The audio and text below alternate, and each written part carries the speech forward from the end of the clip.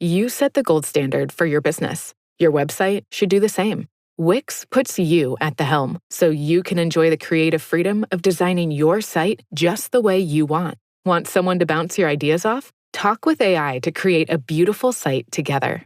Generate on-brand content, images, media, and simply change or fine-tune any of it along the way. Whatever your business, manage it from one place and tie it all together with a personalized domain name. Gear up for success with a brand that says you best. You can do it yourself on Wix. It's human nature to keep secrets. Throughout history, we've made complex codes to hide our secrets. Most codes are eventually cracked, but not all of them. The Voynich manuscript is a book filled with drawings and symbols nobody can read. The Beale ciphers point to hidden treasure, if someone could decode them. There are entire ancient languages we can't understand because they're encrypted. Encryption can be simple or very complicated. Either way, it's just running a message through a series of mathematical rules. For decades, even centuries, some codes use mathematical rules that remain unbreakable. But they're about to be challenged by something new. Machines that don't care about math and don't follow any rules.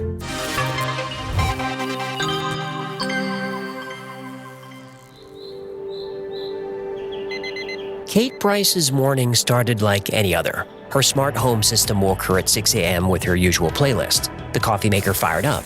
Her iPhone read her schedule while she brushed her teeth. Normal, routine. She opened her banking app. Something was wrong. Her balance was 0.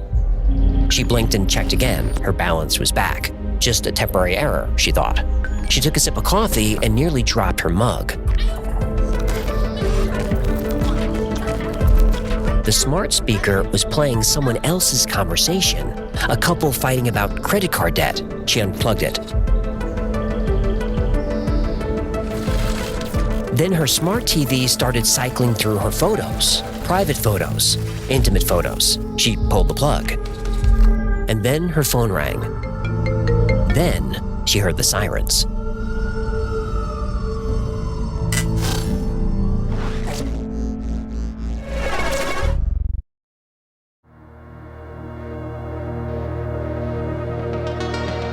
The oldest code we know of isn't written in complex mathematics. It's carved in stone, in an Egyptian tomb from 4,000 years ago. The scribes simply replaced regular hieroglyphs with ones they made up. They weren't trying to keep secrets, they were showing off. These were prayers carved into tomb walls. The scribes wanted to prove they knew something others didn't. Oh, those were ancient emojis. Not exactly. Let's test that theory. Can humans crack this? The simple act of substituting one symbol for another unleashed something, the human desire to keep secrets. And for thousands of years, that's how codes worked. You'd replace letters with other letters or symbols. Linear A is a secret writing system created by the Minoans in ancient Crete 3,600 years ago. We can read its descendant, Linear B, but Linear A is still secret. Every attempt to crack it has failed. The Spartans made practical use of codes. This is cryptography! Please don't. Too late. I already ordered the tunic and the cape. Now I just need the abs. Can I get back to this? Go ahead. I need to catch up on my sit-ups anyway. The Spartans created the skittily. Here's how it works. Picture a wooden rod about as thick as your wrist. Rod. Stop it. Now wrap a strip of leather or parchment around it like a spiral. Write your message across the strip, following the spiral. When you unwrap it, the letters scramble. The message is nonsense. But wrap it around another rod exactly the same size, and the message reappears. This is called a transposition cipher. You're not changing the letters, you're just moving them around. Julius Caesar encoded all his military correspondence by shifting each letter in the alphabet by 3 spaces. A becomes D, B becomes E, and so on. When you hit Z, you loop back to A. This is called a shift cipher or Caesar cipher. The key is knowing how many spaces to shift. Caesar used 3, but you can use any number. His enemies never cracked it.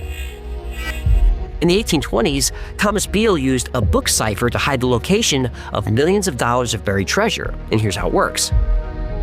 First, pick a book, any book. Then you replace each word in your message with a number. That number tells you which word to use from your chosen book. Count down to the 5th word on page 1, and that's your first word. Maybe the 19th word on page 2 is your second word, and so on. Beale used the Declaration of Independence. Nicolas Cage has entered the chat. When someone finally figured that out in 1885, they cracked one of his 3 messages. The treasure is somewhere in Bedford County, Virginia, but the other 2 messages? Still locked, because we don't know which books he used. Every year, thousands of people try to crack the Beale ciphers to find the treasure, and every year they fail. The Zodiac Killer was also ahead of his time. He encoded a message using a homophonic substitution cipher using 408 different symbols. Instead of replacing each letter with just one symbol, you can replace it with several different ones. The letter E might become 3 or 7 or some symbol, nobody knows. This makes the code much harder to break because you can't use frequency analysis. In normal English, E is the most common letter, but if you split it between multiple symbols, that pattern disappears. For 51 years, the Zodiac's message stumped the world's best cryptographers. Then in 2020, 3 amateur codebreakers finally solved it. What'd it say? Well, it said a bunch of stuff, but it started with, "I like killing people because it's so much fun." Yeah, for a serial killer, he wasn't much of a poet. He wasn't. And the Zodiac Killer was never found.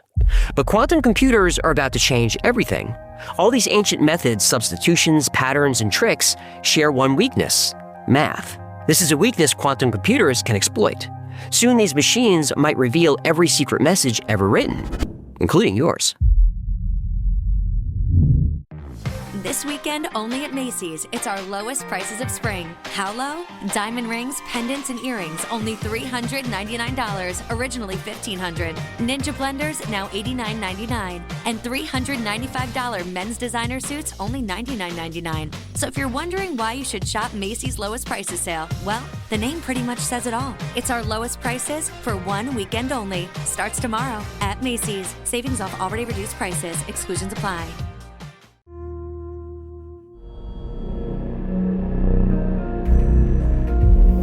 The quantum computer hissed as liquid helium circulated through the processor.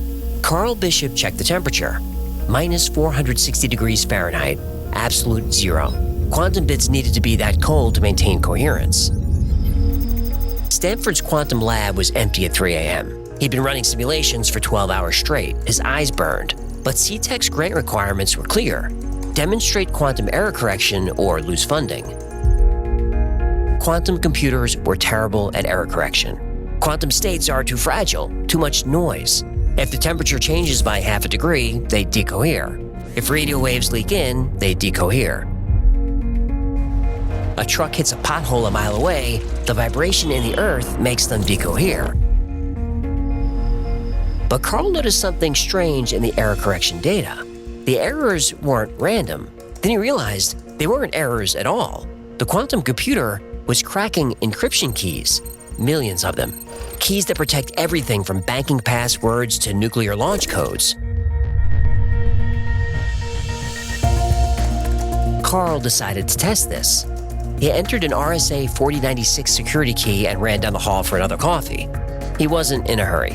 Even the world's most powerful supercomputers would need billions or trillions of years to break RSA 4096. But when he returned 5 minutes later, he couldn't believe it. The key was cracked.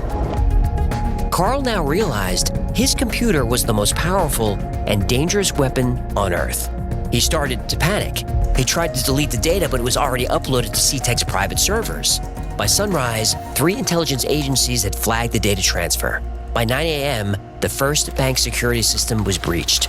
By noon, every bank went dark. The quantum apocalypse had begun.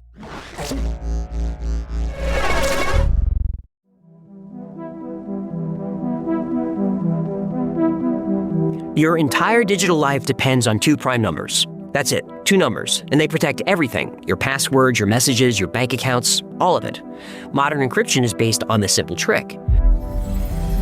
Take 2 huge prime numbers and multiply them together. That creates your public key, a number anyone can use to send you secret messages. But only someone who knows those original prime numbers can read those messages. Working backward, trying to find those original numbers, would take a computer billions of years. Or so we thought.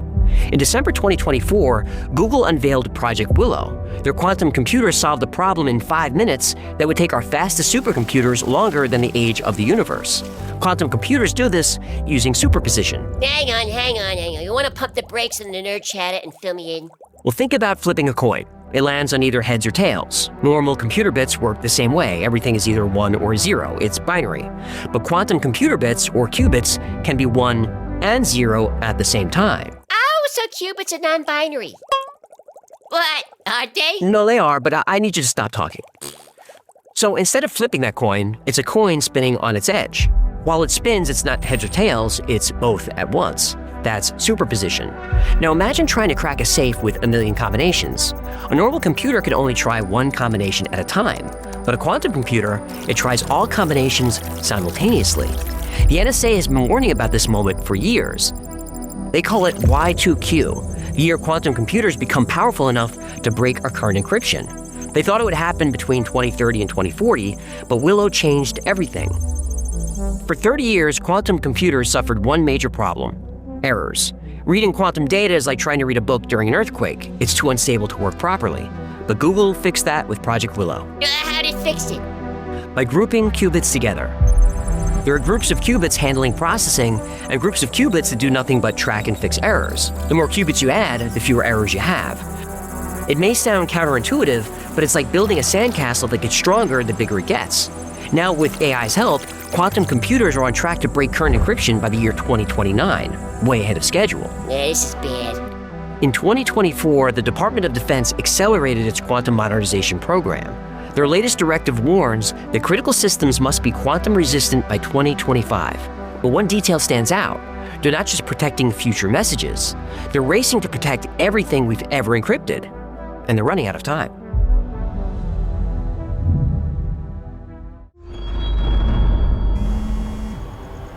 When Liz Emery's phone buzzed at 4 a.m., she almost ignored it. After 15 years in cybersecurity, late-night calls usually meant someone at the hospital forgot their password.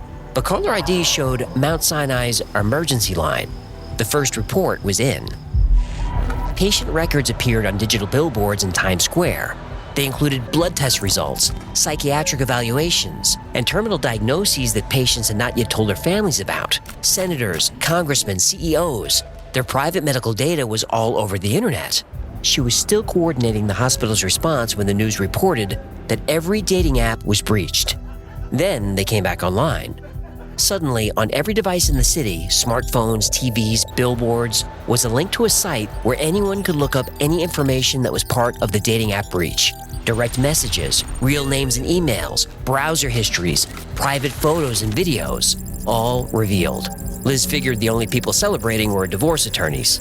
Then an email came into hospital security. Pay $1 billion or every pacemaker control system on Earth will go down. Pay another $1 billion or insulin pumps will go down, starting with diabetic children. The city started to crack. Police dispatch systems were offline. Traffic lights went dark. ATMs were dumping cash into the street. Bank balances were set to zero.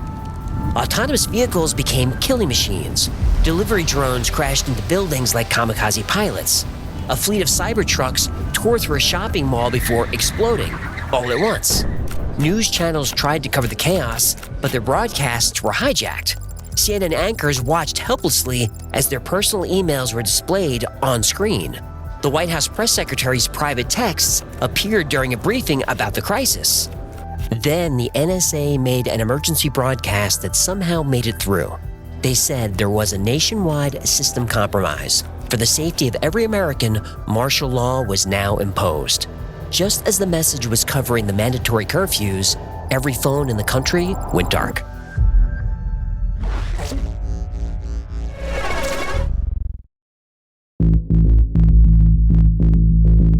Major technology companies are racing to build quantum-resistant encryption. Google, IBM, and Microsoft have teams working around the clock. But there's a big problem. Quantum computers don't just threaten future messages. They threaten everything we've ever encrypted. Every encrypted file, every secure transmission, every protected database becomes vulnerable, even ones from decades ago. Intelligence agencies have been collecting encrypted data since the Cold War. Your old emails, your financial records, your private messages, all sitting in databases waiting to be unlocked. Then there's Bitcoin. Its entire security system depends on the same math quantum computers are about to break. Shadow groups have already collected hundreds of thousands of encrypted Bitcoin wallets. They're just waiting for quantum computers powerful enough to crack them. All that money could vanish in seconds. At current prices, that's billions of dollars. Hodl till zero, baby! Banks know this is coming. JP Morgan started building quantum-resistant vaults in 2023, not for gold or cash, for computers. These facilities will never connect to the internet. They'll use paper records and human couriers. The military is training for quantum dark operations, missions conducted without digital communication. Teams practice using prearranged signals, dead drops, and one-time codebooks, the same methods that kept secrets during World War II. The NSA's latest reports show Project Willow proves something they already knew. The quantum apocalypse isn't coming, it's already here. The NSA isn't trying to stop it. It's preparing for what comes after. Because the race is no longer about building quantum computers. The race is to survive them.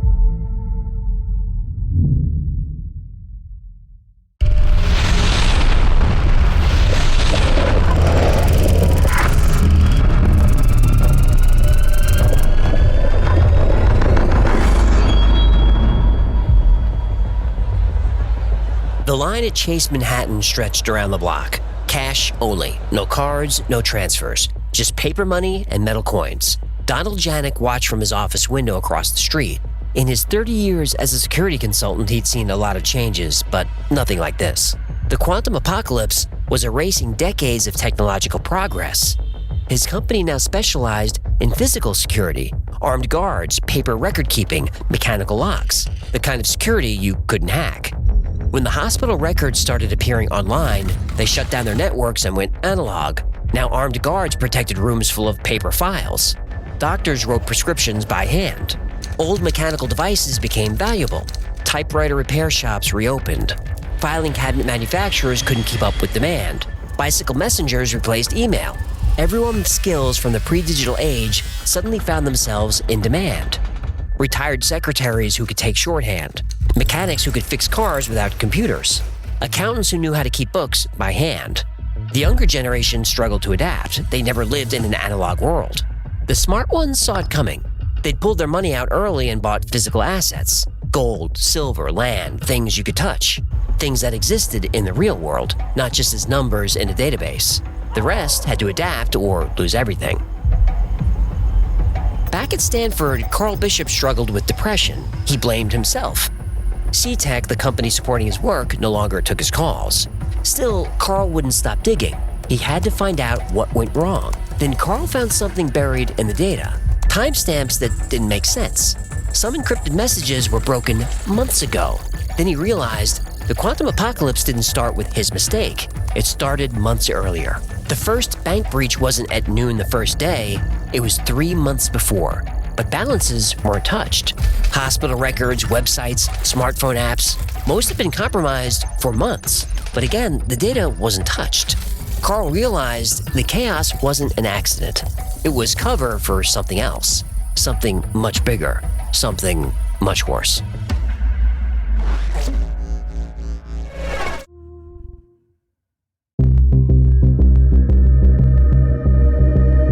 Scientists are racing to develop new encryption methods that even quantum computers can't break. They call it post-quantum cryptography. The strategy: find mathematical problems so complex that not even quantum computers can solve them efficiently. But there's a problem. Whenever we think we found an unbreakable code, someone finds a way to break it. The Germans thought Enigma was mathematically impossible to crack. The Japanese believed Purple would keep their World War II communications secret forever. The NSA once claimed RSA encryption would take billions of years to defeat. They were all wrong. Some banks are returning to physical security systems, offline computers, paper records, and in-person verification. Government agencies are reviving Cold War-era methods, one-time pads, dead drops, and bicycle couriers. Sometimes things don't happen the way you planned. Sometimes you can end up lower than you started. What? Quicksilver? Somebody out there gets it. Quantum dark operations like air-gapped facilities, analog communication, and paper messages could work, but they're temporary solutions. Throughout history, humans have played an endless cat-and-mouse game with secrets. Someone creates an unbreakable code, someone else breaks it, and a more complex code replaces it, and the cycle continues. In the quantum age, there are no more secrets, only information waiting to be revealed. That's why the NSA isn't trying to stop it. They aren't building new code-breaking technology. But you know what they are building? Bunkers.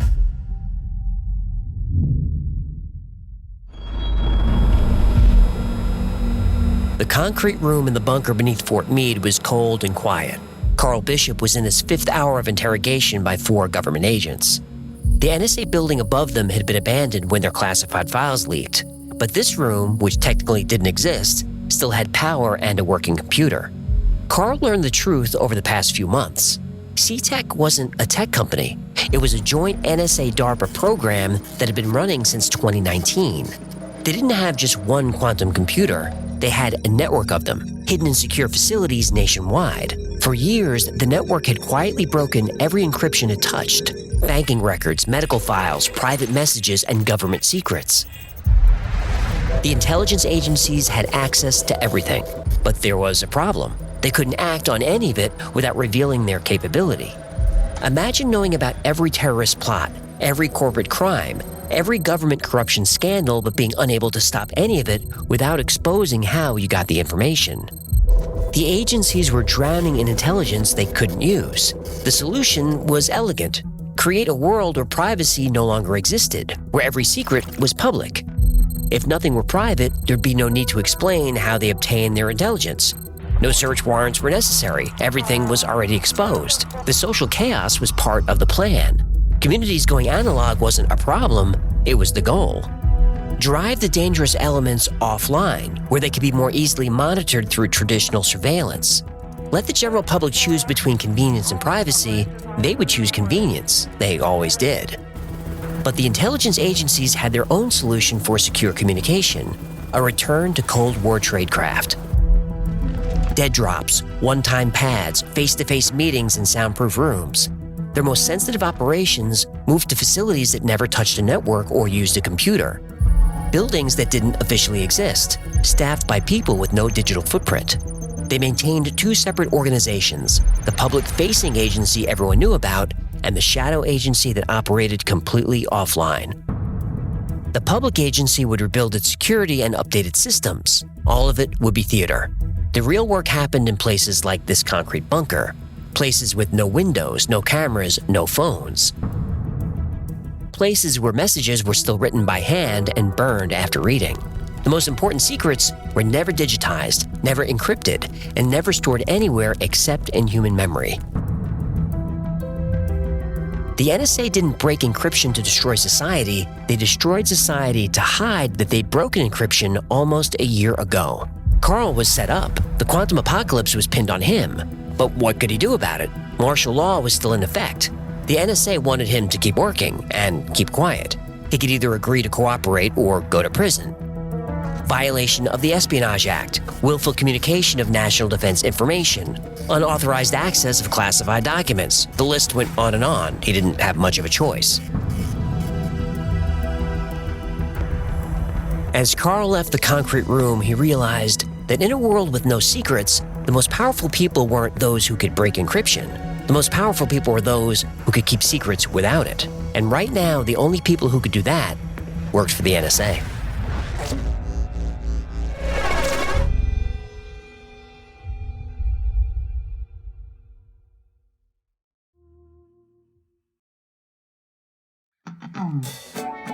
Thank you so much for hanging out today. My name is AJ. There's Hecklefish. My voice is my passport. Verify me. This has been the Y-Files. If you had fun to learn anything, do him a favor, subscribe, comment, like, share. It's just a small little thing, but it really helps us out. Like most topics we cover on the channel, today's was recommended by you. So if there's a story you'd like to see or learn more about, go to theyfiles.com/tips. And remember, the Y-Files is also a podcast. Twice a week, I post deep dives into the stories we cover here on the channel, and I post episodes that wouldn't be allowed on the channel. It's called the Y-Files Operation Podcast, and it's available everywhere you get your podcasts. If you need more Y-Files in your life, check out our Discord server.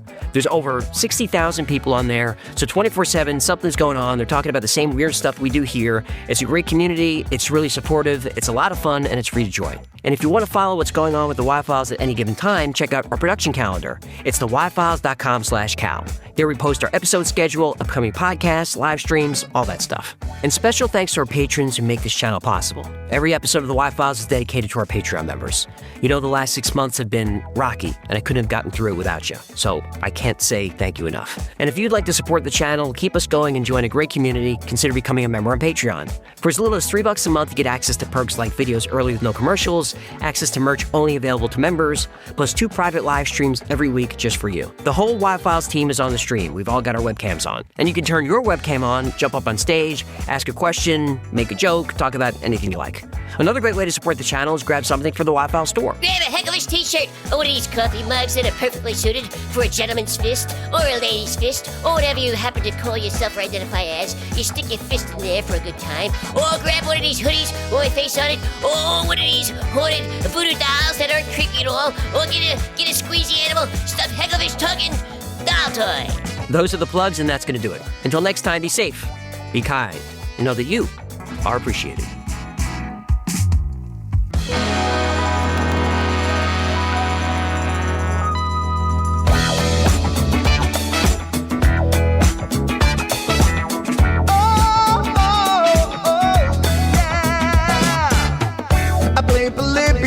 In Area 51, a secret code inside the Bible said I would. I love my UFOs and paranormal fun, as well as music, so I'm singing it like I should. But then another conspiracy theory becomes the truth, my friends, and it never ends. No, it never ends.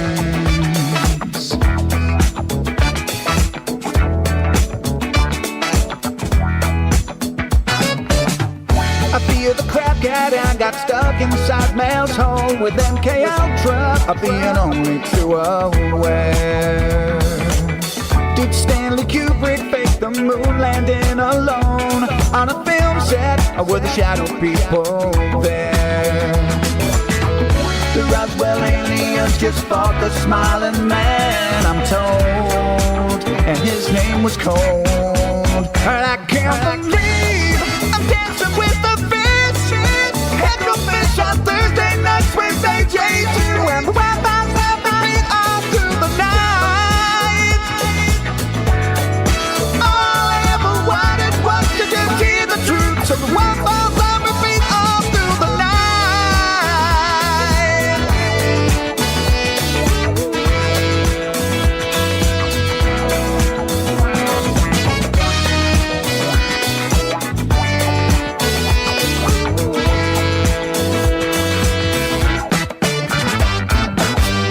The Mothman sightings and the solar storm still come to have got the secret city underground. Mysterious number stations, planet Earth 02, Project Stargate, and what the Dark Watchers found. In a simulation, don't you worry though. The Black Knight satellite, it told me so. I can't believe